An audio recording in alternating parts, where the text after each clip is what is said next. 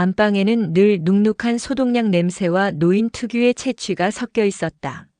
한때 건설 현장을 호령하던 거구의 사내, 내 남편 진석은 이제 초점 없는 눈으로 천장에 얼룩만 새고 있었다. 여보아, 하세요. 미음 먹어야지. 나는 세상에서 가장 자애로운 아내의 미소를 지으며 그의 입가에 흐른 국물을 닦아주었다. 손끝에 닿는 그의 피부는 탄력을 잃은 낙엽 같았다. 62세의 나 은혜는 아직도 매일 아침 거울 앞에서 목주름을 관리하고 고가의 바디로션을 바른다. 하지만 이 방에 들어오는 순간 나의 생명력은 남편의 병수발에 저당 잡힌 채 서서히 말라가는 것 같았다. 진석이 꺼억하고 트림을 하며 다시 멍하니 나를 보았다. 은혜, 은혜. 내 이름을 부르는 그 목소리는 짐승의 울음소리보다 기괴했다. 나는 소름이 돋는 팔을 쓸어내리며 속삭였다. 그래요, 나 은혜예요. 당신밖에 모르는 바보 같은 마누라. 하지만 내 머릿속은 온통 다른 생각뿐이었다. 어서 밤이 오기를.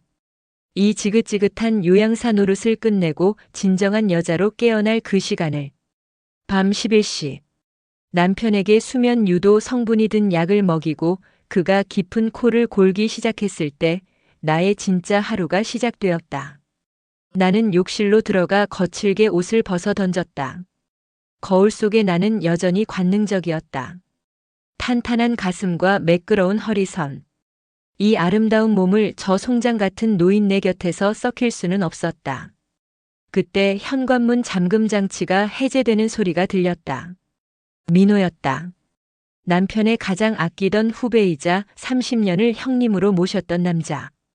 그는 남편이 거동이 불편해진 뒤로 형수님을 돕겠다는 핑계로 이 집의 문턱을 제 집처럼 드나들었다. 샤워 가운만 걸친 채 거실로 나간 나를 민호는 굶주린 짐승처럼 들이받았다. 은혜 씨 향기가 미칠 것 같아. 저 안방에 있는 인간은 꿈도 못 꿀 향기. 민호의 거친 손길이 가운 사이로 파고들었다. 그의 손은 진석의 차가운 손과 달리 뜨거웠고 살아있음을 증명하듯 단단했다. 우리는 거실 소파 위에서 엉겨붙었다. 바로 옆 안방에서는 남편의 갈에 끓는 소리가 들려왔지만 그 소리는 오히려 우리의 행위를 더욱 자극하는 기폭제가 되었다. 민호는 내 목덜미를 거칠게 깨물며 신음했다. 그 영감 진짜 잠든 거 맞지? 혹시라도 깨서 우릴 보면 어쩌려고 이래? 나는 그의 머리칼을 쥐어짜며 허리를 휘었다. 걱정 마. 약 기운에 취해서 죽은 듯이 자니까. 당신 오늘따라 왜 이렇게 급해? 나 죽을 것 같아. 거실의 공기는 후끈한 열기로 가득 찼다. 우리는 도덕도 체면도 던져버린 채 서로의 육체를 탐닉했다. 거친 호흡 소리가 거실 벽을 타고 안방 문틈으로 흘러들어갔다. 남편의 생사 여부 따위는 중요하지 않았다. 지금 이 순간 내 골반을 짓누르는 이 남자의 무게만이 유일한 현실이었다. 폭풍 같은 정사가 끝나고 민호는 담배를 피우러 발코니로 나갔다. 나는 흐트러진 머리를 정리하며 안방 문을 슬쩍 열어보았다. 진석은 아까와 똑같은 자세로 누워 있었다. 불쌍한 인간. 당신이 평생 일궈온 재산도, 당신이 그토록 아끼던 후배도, 그리고 당신의 아내도 이제 다 내 거야. 나는 침을 뱉듯 비웃음을 날리며 문을 닫으려 했다.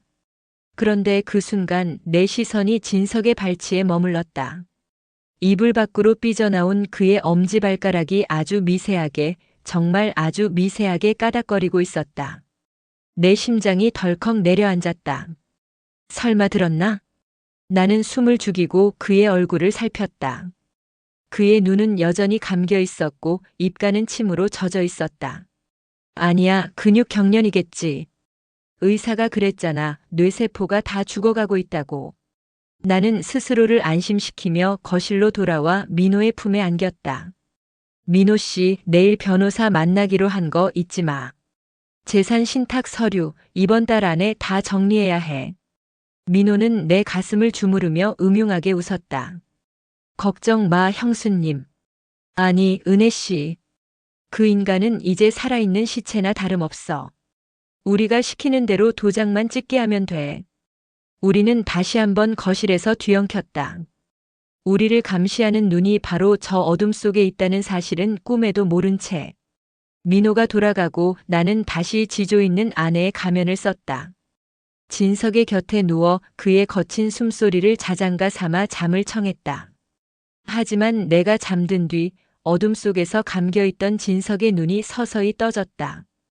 그의 눈동자에는 아까의 흐릿함은 온데간데 없었다. 차갑고 시리고 잔인한 증오가 서린 눈빛. 그는 소리 없이 입술을 달싹였다. 은혜야. 민호야. 3년이다. 3년 동안 너희가 내 집에서 내 소파 위에서 무슨 짓을 했는지 하나도 빠짐없이 다 기록해뒀다.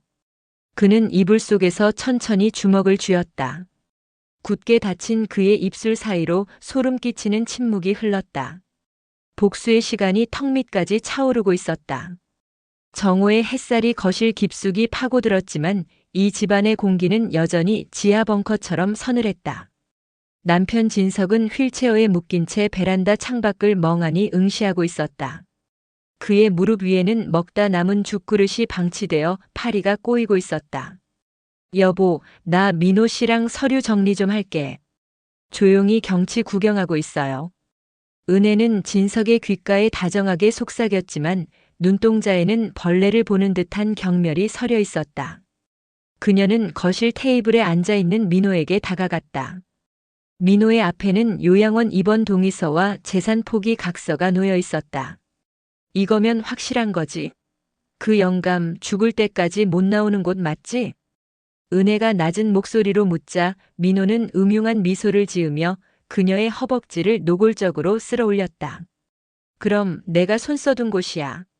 면회도 제한되고 약물 치료라는 명목하에 정신 못 차리게 만들 거야.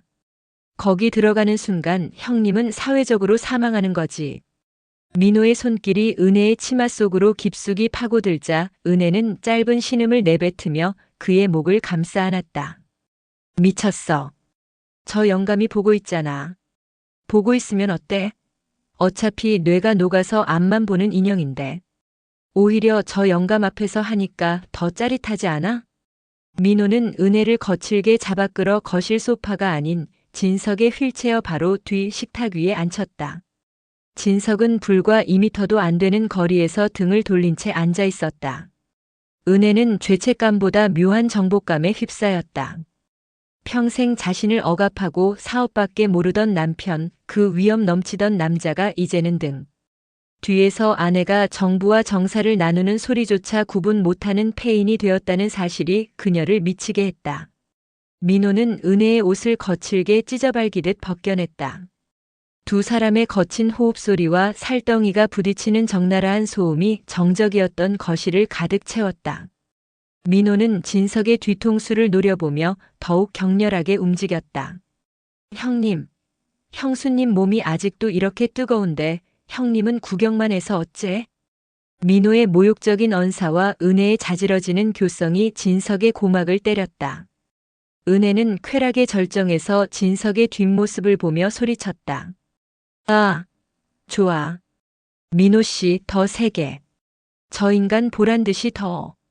두 짐승이 식탁 위에서 광란의 시간을 보내는 동안 등을 돌리고 있던 진석의 눈에는 핏발이 서 있었다. 그의 시선은 창문에 비친 거실의 잔상을 쫓고 있었다. 유리창에 희미하게 반사되는 아내의 일그러진 쾌락의 표정과 동생처럼 아꼈던 민호의 비열한 몸짓. 진석은 휠체어 손잡이를 쥔 손에 힘을 주었다. 당장이라도 일어나 저들의 목을 비틀어버리고 싶었지만 그는 혀를 깨물며 참았다. 3년이다. 3년 동안 그는 실금을 하고 벽에 변을 바르고 바보처럼 웃으며 이 순간만을 기다려왔다. 은혜야. 내가 좋아하는 그 남자의 손길이 내 목을 죄는 밧줄이 될 거다. 민호야. 내가 탐내는 내 재산이 내 무덤을 파는 삽이 될 거야. 진석의 입술이 미세하게 떨렸다. 그것은 공포가 아니라 조만간 터져나올 피의 축제를 향한 광기 어린 환희였다. 정사가 끝난 후 민호는 담배를 피우며 재산 양도 서류에 진석의 지장을 강제로 찍을 준비를 했다. 내일 변호사 대동해서 올게. 형님 손가락만 빌리면 돼. 그러고 나서 바로 요양원 구급차 부르자. 은혜는 민호의 어깨에 머리를 기댄 채 승리의 미소를 지었다. 그래요. 드디어 이 지긋지긋한 집구석에서 해방이네. 우리 그 돈으로 유럽 가서 살자.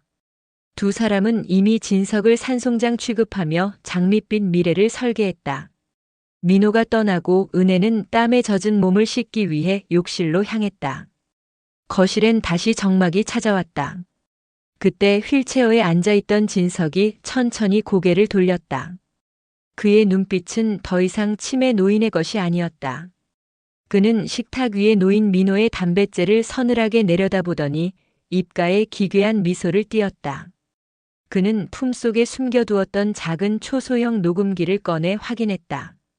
방금 전 두 사람이 나눈 요양원 강제 입원 모의와 파렴치한 정사의 소리가 고스란히 담겨 있었다.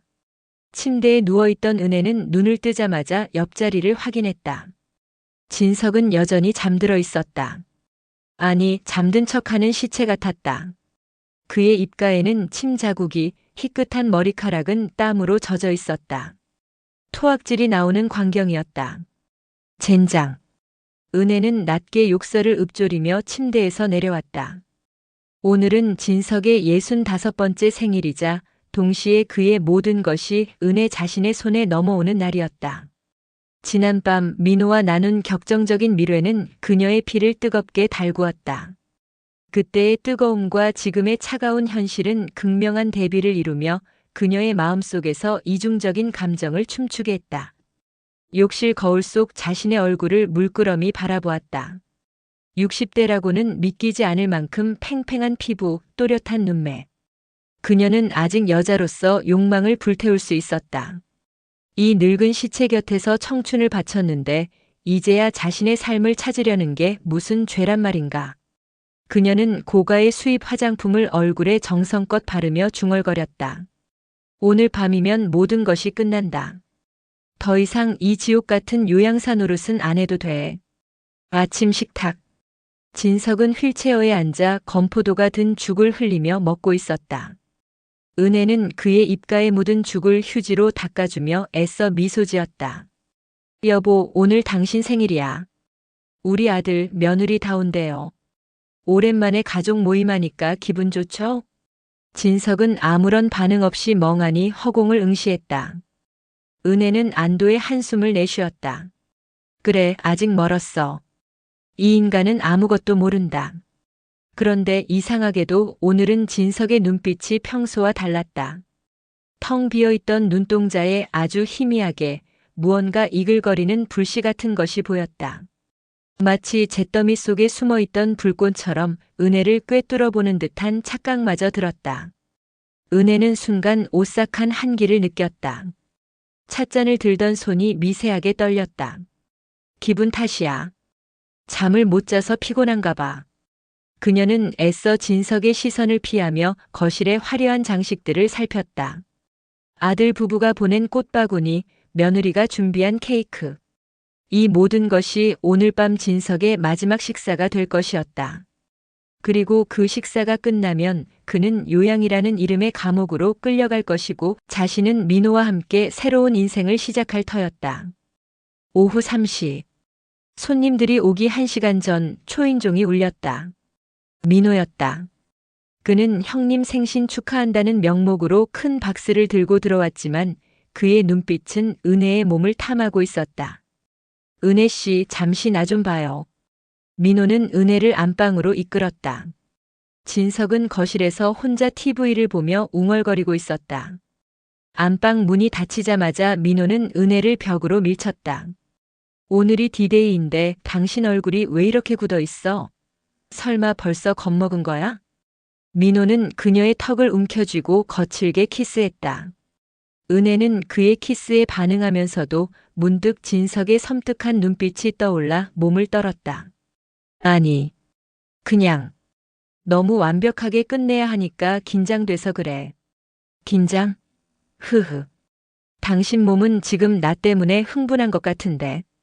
민호는 그녀의 블라우스 단추를 거칠게 풀어 헤쳤다. 그의 손은 순식간에 그녀의 가슴을 움켜쥐었고 그녀의 속옷을 벗겨냈다. 이런 날은 특별한 의식이 필요하지 않겠어?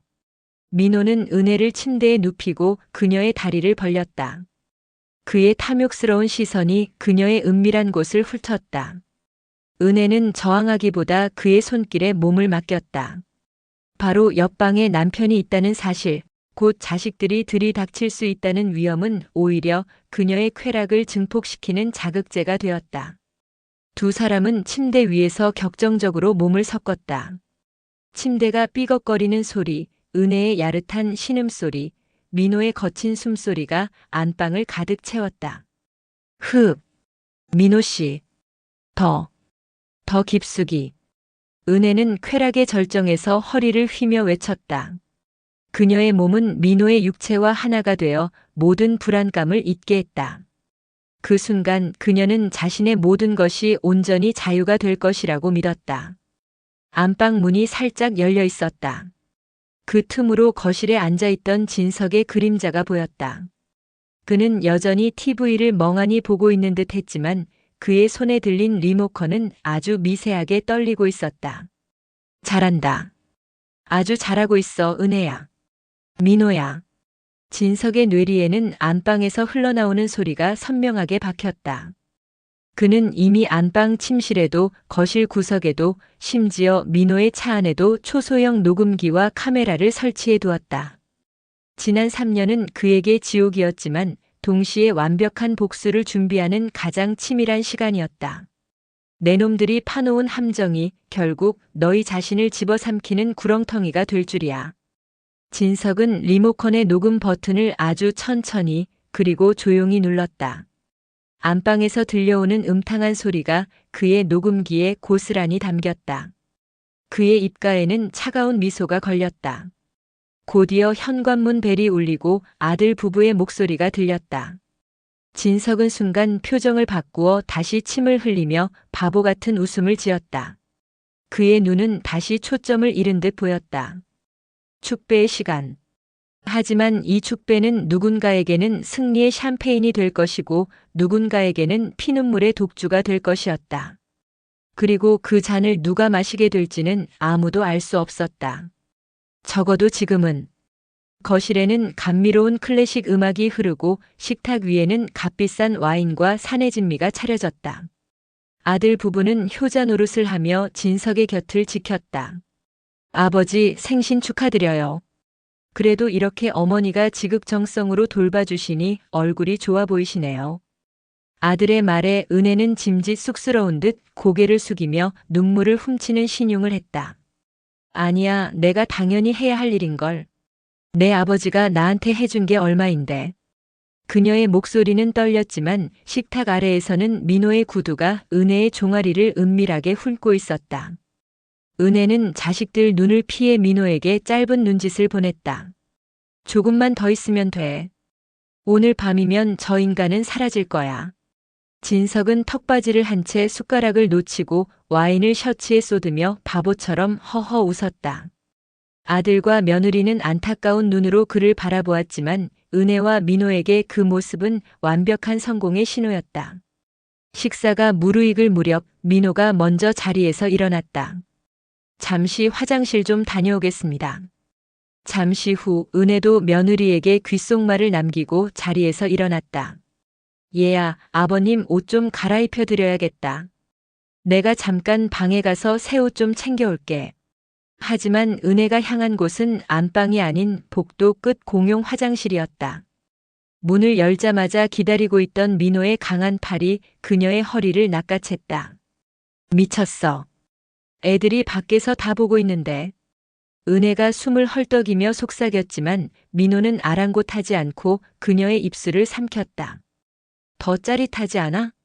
거실엔 병신 같은 형님이랑 당신 자식들이 있고 여기서 우린 이러고 있다는 게. 민호는 거칠게 은혜를 세면대 위로 들어올렸다. 좁은 화장실 안은 두 사람의 뜨거운 열기로 순식간에 가득 찼다. 민호는 은혜의 치마를 걷어붙이고 그녀의 허벅지를 세게 움켜쥐었다. 오늘 밤 저 인간 치워버리고 나면 이 집도 저 돈도 다 우리 거야. 은혜 씨, 당신 몸도 온전히 내 거고. 민호의 거친 진입에 은혜는 비명을 지르지 않으려 자신의 손등을 깨물었다. 벽 너머로 들리는 자식들의 웃음소리와 남편의 웅얼거림이 오히려 기폭제가 되어 그녀를 광기로 몰아넣었다. 그녀는 민호의 어깨에 손톱 자국을 내며 격렬하게 몸을 흔들었다. 하! 민호 씨, 빨리. 저 인간 죽여버리고 싶어. 당신이랑만 살고 싶어. 타락한 욕망이 좁은 화장실 안에서 소용돌이쳤다. 두 사람은 도덕도 인륜도 저버린 채 오직 육체적인 쾌락과 돈을 향한 탐욕에 눈이 멀어 있었다. 정사를 마친 은혜가 옷매무새를 다듬고 거실로 돌아왔을 때 진석은 여전히 그 자리에 있었다. 하지만 며느리가 진석의 입가를 닦아주는 찰나 은혜는 보았다. 진석의 시선이 화장실 문 쪽을 향해 있었다는 것을. 그의 눈동자는 더 이상 흐릿하지 않았다. 그것은 30년 전 경쟁 업체를 무너뜨릴 때 보여주었던 그 냉혹하고 잔인한 사냥꾼의 눈이었다. 은혜의 심장이 바닥으로 떨어졌다. 설마 본 건가? 아니야, 그럴 리 없어. 그는 치매 환자야. 그녀는 다리가 후들거리는 것을 참으며 식탁에 앉았다. 여보, 이제 약 먹을 시간이에요. 그녀는 미리 준비해둔 정신을 몽롱하게 만드는 약이 섞인 물컵을 진석에게 내밀었다. 진석은 순순히 그 컵을 받아들었다. 그리고 컵을 입으로 가져가기 직전 그는 은혜의 눈을 똑바로 쳐다보며 아주 작게 하지만 분명하게 속삭였다. 맛있네. 아까 화장실에서 먹은 게 뭐길래 그렇게 달콤한 소리가 나? 은혜는 찻잔을 바닥에 떨어뜨렸다. 쨍그랑. 요란한 소리와 함께 와인잔이 산산조각 났다. 어머니, 괜찮으세요? 며느리가 놀라 달려왔다. 은혜는 얼굴이 하얗게 질린 채 진석을 바라보았다. 진석은 다시 바보 같은 표정으로 돌아와 어이구, 깨졌네. 허허허 하며 웃고 있었다. 민호 역시 당황한 기색이 역력했다. 두 사람의 눈이 허공에서 마주쳤다. 불안감이 엄습했다. 하지만 이미 늦었다. 은혜는 애써 침착함을 유지하며 민호에게 신호를 보냈다. 계획대로 해. 지금 당장. 민호는 품 안에서 재산양도 서류를 꺼냈다. 형수님, 형님 기운 있으실 때 서명이라도 받아두는 게 어떨까요? 나중에 복잡해지기 전에. 자식들은 영문을 몰라 어리둥절해했고 은혜는 떨리는 손으로 인장을 꺼냈다. 진석의 손을 강제로 잡아 도장을 찍으려는 순간이었다. 진석이 갑자기 인장을 쥔 은혜의 손목을 부러뜨릴 듯이 꽉 쥐었다. 이제 그만하자. 연극은 끝났어. 진석의 입에서 나온 목소리는 더 이상 치매 노인의 것이 아니었다. 거실의 모든 조명이 일순간 꺼졌고 대형 TV 화면이 저절로 켜졌다. 그 화면 속에는 방금 전 화장실에서 벌어진 은혜와 민호의 추잡한 정사 장면이 적나라하게 재생되고 있었다. 거실의 모든 불이 꺼진 순간 정적은 비명보다 날카로웠다. 대형 TV 화면에서 뿜어져 나오는 푸른 빛이 거실을 기괴하게 비췄다. 화면 속 공간은 방금 전까지 은혜와 민호가 탐욕을 배설했던 바로 그 화장실이었다. 이게 뭐야? 꺼. 당장 꺼. 은혜가 미친 듯이 소리를 지르며 TV로 달려들었지만 진석의 강철 같은 소나귀가 그녀의 어깨를 짓눌러 바닥에 처박았다. 휠체어에서 벌떡 일어난 진석의 기세는 굶주린 호랑이와 같았다. 3년 동안 구부정했던 허리는 꼿꼿했고 초점 없던 눈은 증오의 화염으로 이글거렸다. 화면 속에서 민호는 은혜의 치마를 걷어올리고 짐승처럼 헐떡이고 있었다. 은혜의 입에서 흘러나오는 저 인간. 죽여버리고 싶어라는 신음 섞인 저주는 고성능 스피커를 통해 거실 구석구석을 난도질했다. 아들 내외는 석상처럼 굳어버렸다. 아들은 자신의 어머니가 평생을 현모양처로 믿어왔던 여자가 아버지의 후배와 화장실, 변기 위에서 몸을 섞는 장면을 보며 구역질을 했다. 어머니, 정말 어머니 맞아요? 사람이 어떻게 이래? 아버지가 저기 앉아 계시는데. 며느리는 고개를 돌린 채 눈물을 흘렸고 민호는 뒷걸음질치며 현관문을 향해 도망치려 했다. 하지만 문은 이미 밖에서 잠겨 있었다. 진석이 미리 고용한 경호원들이 문 밖을 봉쇄한 상태였다. 민호야, 어디 가니? 아직 내 전공 분야는 나오지도 않았는데. 진석의 냉소적인 목소리에 맞춰 화면이 바뀌었다. 이번엔 안방이었다. 진석이 잠든 척 누워있는 바로 옆 침대에서 두 사람이 벌인 광란의 정사가 펼쳐졌다. 은혜는 화면 속에서 민호의 몸을 핥으며 진석의 재산을 어떻게 빼돌릴지 속삭이고 있었다. 이 빌딩명에 넘겨받으면 우리 저 영감 고려장 시키고 스페인 가서 살자. 당신 그땐 밤마다 나 만족시켜줄 거지. 은혜의 노골적인 성적 요구와 민호의 비열한 웃음소리가 겹쳐졌다. 화면 속 은혜의 육체는 탐욕스럽게 요동치고 있었고 그것을 지켜보는 현실의 은혜는 바닥에 엎드려 자신의 손톱이 빠지도록 대리석 바닥을 긁어댔다. 은혜는 이제 발악하기 시작했다. 이건 조작이야. 저 인간이 나를 미치게 만들려고 꾸민 짓이라고. 하지만 진석은 차갑게 웃으며 리모컨을 조작했다. 이번엔 성행위 영상이 아닌 지난 3년간 은혜가 진석에게 투여했던 약물 리스트와 민호와 나눈 메신저 대화 내용이 문서화되어 지나갔다. 3년이다, 은혜야. 내가 내 입에 그 쓴 약을 집어넣을 때마다, 내가 내 눈앞에서 민호랑 옷을 벗을 때마다 나는 내 살을 씹으며 버텼어.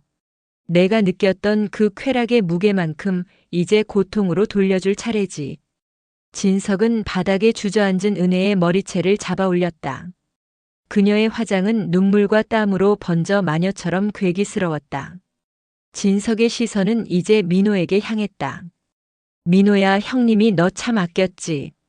내 회사 지분까지 떼어주며 키워줬는데. 내가 내 마누라 밑에서 헐떡이는 소리를 3년 동안 생중계로 듣는 기분이 어땠을 것 같냐? 민호는 무릎을 꿇었다. 형님, 잘못했습니다. 이 여자가 먼저 유혹했습니다. 재산 다 가져가겠다고 저를 부추긴 겁니다. 민호의 배신에 은혜가 눈을 부릅뜨고 달려들었다. 뭐라고? 내가 먼저 나한테 손댔잖아. 저 영감 죽으면 같이 살자고 매일 밤 내 몸을 탐한 게 누구인데. 두 사람은 거실 한복판에서 서로의 얼굴을 핥히고 머리채를 잡으며 싸우기 시작했다. 조금 전까지 화장실에서 육체를 섞던 연인들이라고는 믿기지 않는 처절하고 추잡한 광경이었다. 자식들은 그 구역질 나는 장면에 눈을 감아버렸다. 진석은 그 광경을 와인 한 잔을 들이키며 감상했다. 그의 눈에 맺힌 것은 승리의 기쁨이 아닌 40년 세월이 무너져 내린 허무함과 그럼에도 끝내야만 하는 복수심이었다. 경찰이 오고 있다. 간통은 죄가 아니라고들 하지. 하지만 살인미수와 횡령, 약물 강제 투여는 이야기가 다르지. 사이렌 소리가 멀리서 들려오기 시작했다. 은혜는 절망적인 표정으로 진석의 바짓가랑이를 붙잡았다. 여보, 내가 잘못했어. 한 번만 용서해줘. 진석은 그녀의 손을 차갑게 뿌리쳤다. 아니, 넌 감옥에서 내가 그토록 원하던 자유를 만끽하게 될 거야. 거기선 민호가 없으니 외롭겠네. 사이렌 소리가 거실의 공기를 찢고 들어왔다. 은혜는 바닥에 흩뿌려진 와인과 자신의 눈물 범벅이 된 얼굴을 보며 이것이 꿈이기를 바랐다. 하지만 눈앞의 진석은 너무나 생생했다. 휠체어를 박차고 일어나 꼿꼿하게 선 그의 그림자가 거실 벽면에 거대한 괴물처럼 드리워져 있었다. 어머니, 정말 소름 끼쳐요. 아들의 차가운 일침은 은혜의 가슴에 대못을 박았다. 평생 아들에게는 고결한 어머니의 표본이고 싶었던 욕망마저 산산조각 났다. 은혜는 고개를 들어 진석을 보았다. 그는 아무런 감정도 없는 눈으로 마치 고장난 기계를 처분하는 공장주처럼 냉담하게 서 있었다. 경찰이 들이닥치기 직전 5분, 진석은 아들 내외를 방으로 들여보냈다. 그리고 거실엔 오직 진석과 서로를 찢어 죽일 듯 노려보는 은혜와 민호만 남았다. 민호는 공포에 질려 미쳐버린 듯 했다. 그는 갑자기 은혜의 목덜미를 낚아채 소파로 밀어붙였다. 이게 다 인연 때문이야. 형님 보십시오. 이 여자가 나를 어떻게 홀렸는지. 민호는 광기의 어린 손길로 은혜의 찢어진 옷 사이로 손을 집어넣었다. 그것은 애정이 아니었다. 진석 앞에서 은혜를 철저히 창녀로 만들어 자신만이라도 살아남으려는 비열한 쇼였다. 은혜는 비명을 지르며 그의 얼굴을 핥히었다. 이 짐승 같은 놈. 내가 내 몸에 매달려 형님 돈 언제 뺐냐고 징징거릴 땐 언제고. 두 사람은 거실 바닥에서 뒤엉켰다. 한때는 세상에서 가장 달콤한 쾌락을 나누던 육체들이 이제는 서로의 살점을 뜯어내는 흉기가 되었다. 민호는 은혜의 머리채를 잡고 바닥에 지식이며 소리쳤다. 형님, 이 여자가 약을 탔습니다. 저는 시키는 대로만 했을 뿐입니다. 진석은 그 추잡한 광경을 지켜보며 천천히 다가갔다.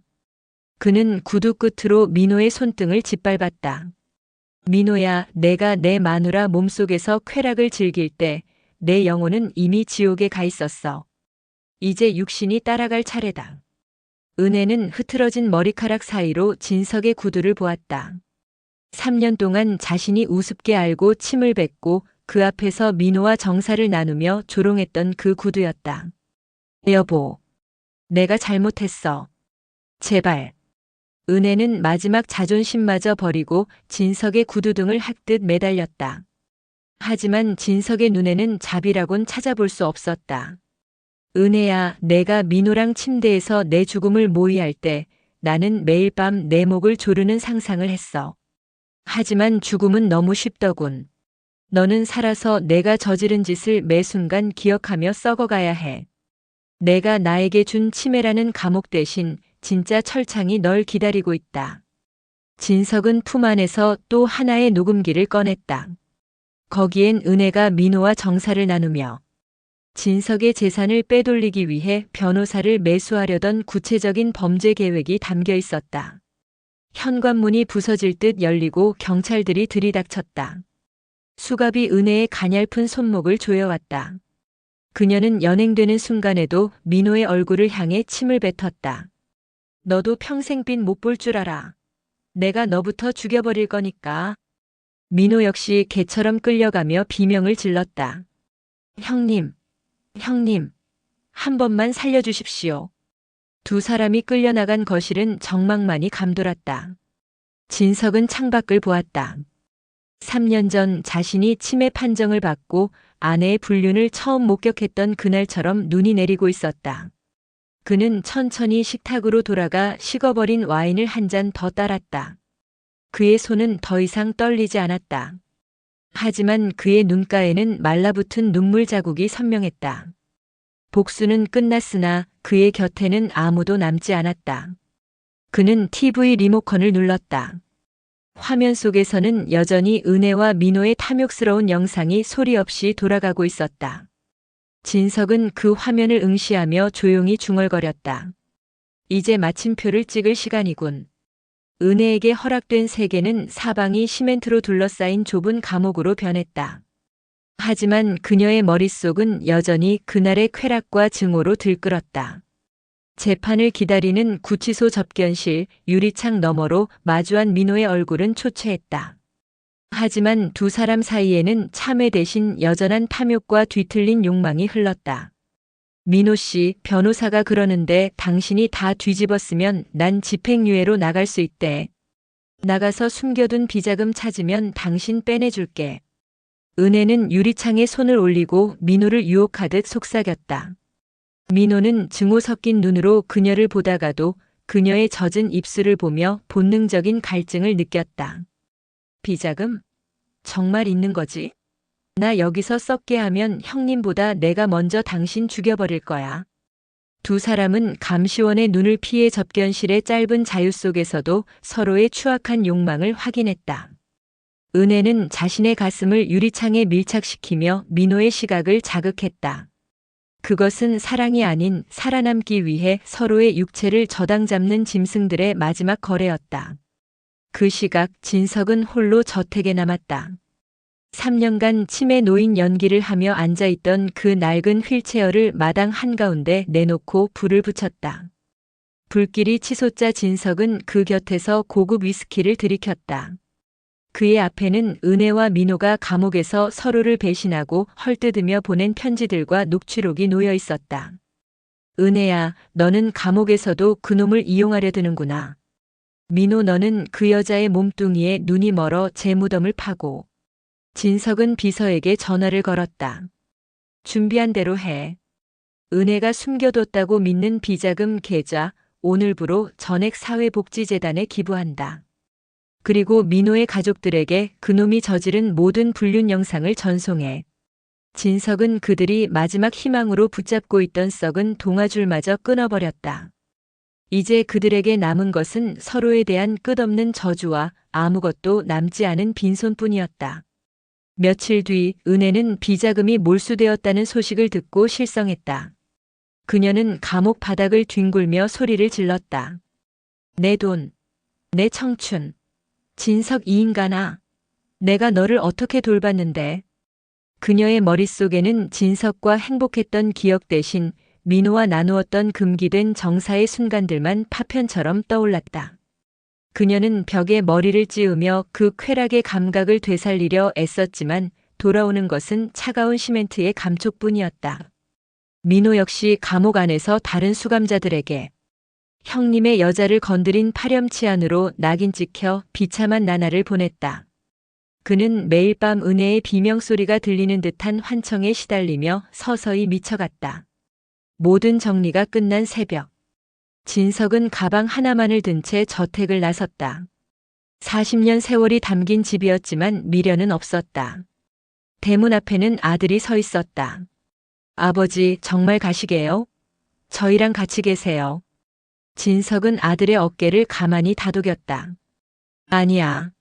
나는 지난 3년 동안 죽어 있었다.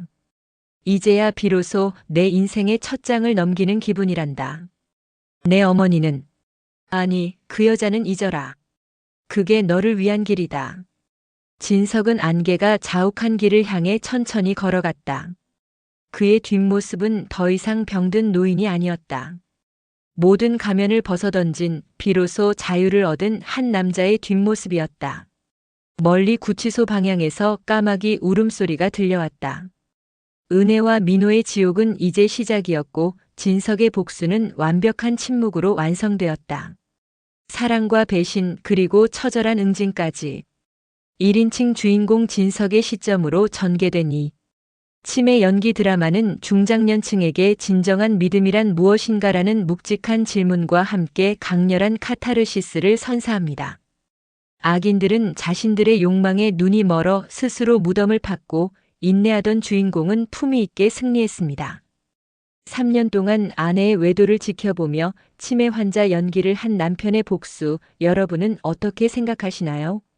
과연 남편의 복수는 정당한 것일까요? 아니면 너무나 가혹한 형벌일까요? 여러분의 고견을 댓글로 남겨주세요.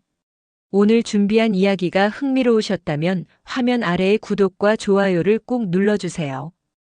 여러분의 작은 응원이 저에게는 큰 힘이 됩니다. 알림 설정까지 해주시면 다음번에 올라올 더욱 짜릿하고 쇼킹한 이야기를 가장 먼저 만나보실 수 있습니다. 건강 유의하시고 무엇보다 여러분의 가정에는 배신 없는 평화와 사랑만이 가득하시길 진심으로 기원합니다. 항상 행복하십시오. 시청해주셔서 감사합니다.